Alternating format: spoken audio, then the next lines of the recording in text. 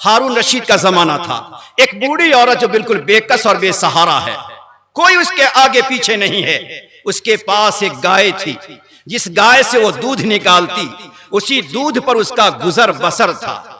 सुए इत्तेफाक कि उसकी गाय मर गई। अब बूढ़ी औरत रोने लगी, अब मेरा क्या बनेगा, मेरा क्या ठिकाना होगा, मेरा क्या सहारा होगा। न बेटा है, न शौहर है, न भाई है, न बाप है, न कोई रिश्तेदार है, मेरा कौन सहारा बनेगा। एक बूढ़ी कमजोर बेकस बेसहारा एक औरत रो रही है। रोते रोते उसकी आवाज सड़कों तक पहुंच रही है। याद रखो, कुछ जवान सड़क से गुजर रहे थे, आवाज आई, रोने की आवाज आई, वो जवान अंदर आए। बूढ़ी माँ, आपको क्या तकलीफ है। माँ ने, उस बूढ़ी औरत ने अपना माजरा सुनाया। जवान एक दूसरे के चेहरा देखने लगे। हमारे पास भी नहीं है कि हम इसकी मदद करें, तेरे पास भी नहीं है कि इसकी मदद करें। उन्होंने सोचा कि नहीं, अगर हम कुछ नहीं कर सकते हैं, बेकस बेसहारा के लिए हम कुछ नहीं कर सकते, तो कम से कम हमें कोई और रास्ता तो दिखाना चाहिए। एक जवान ने कहा, बूढ़ी माँ, चंद दिन के बाद, कुछ दिनों के बाद हारून रशीद की सवारी, उसका काफिला इस रास्ते से गुजरने वाला है, इस रास्ते से गुजरने वाला है। जरा ऐसा कीजिए कि जब वो बादशाह की सवारी काफिला गुजरेगा तो मैं आपको खबर कर दूंगा। आप उस दिन सड़क के किनारे खड़ी हो जाना। जब बादशाह की सवारी आएगी, आप हाथ का इशारा करना। बादशाह बहुत ही समझदार है, वो आपको बुलाएगा।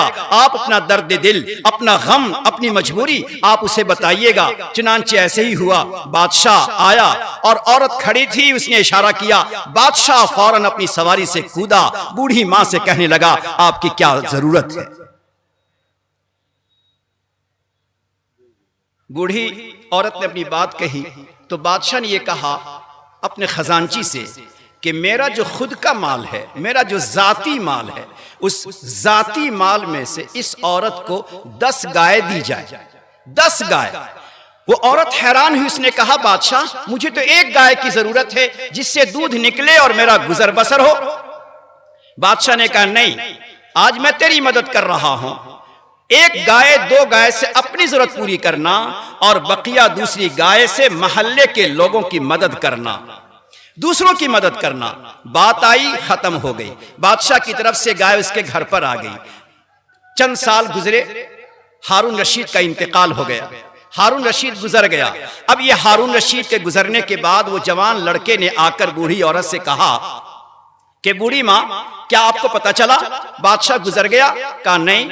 कहीं बादशाह गुजर भी गया और वक्त के लिहाज से उसे गुस्ल भी दिया गया और कफन भी पहन चुका है। अब चंद घड़ियों के बाद बादशाह को कब्र में डाला जाएगा, अब उसे दफन किया जाएगा। इतना जब उस बूढ़ी औरत ने सुना, याद रखें, हमारा खर्च किया हुआ बेकस पर, बेसहारा पर, यतीमों पर और नादारों पर कभी जाये नहीं जाता। उनकी दुआएं फौरन अर्श तक पहुंचती है, उनके दिल की दुआएं परवरदिगार फौरन कबूल करते हैं। सुनिए जरा, उस बूढ़ी औरत को जब पता चला कि हारून रशीद कफन पहन चुका है, कब्र में जाने का वक्त आ रहा है, तो औरत अंदर गई, मुसल्ला बिछाया और मुसल्ला बिछाकर उसने आंचल उठाए और हाथ उठाकर उसने कहा, ए परवरदिगार, ए परवरदिगार, जब मैं बेसहारा हो गई थी, ए परवरदिगार, जब मैं बेसहारा हो गई थी तो हारून मेरा सहारा बन गया था। जब मैं बेसहारा हो गई तो हारून मेरा सहारा बन गया। ए अल्लाह, अब कफन पहनकर हारून रशीद अपनी कब्र में जा रहा है, अपनी कब्र में हारून बेसहारा होगा। अल्लाह तू उसका सहारा बन जा, अल्लाह तू उसका सहारा बन जा। ये उसने दुआ की। कफन दफन की बात भी हो गई। 1-2 दिन के बाद शहर के किसी साले इंसान ने हारून रशीद को ख्वाब में देखा। पूछा, हारून रशीद क्या हुआ?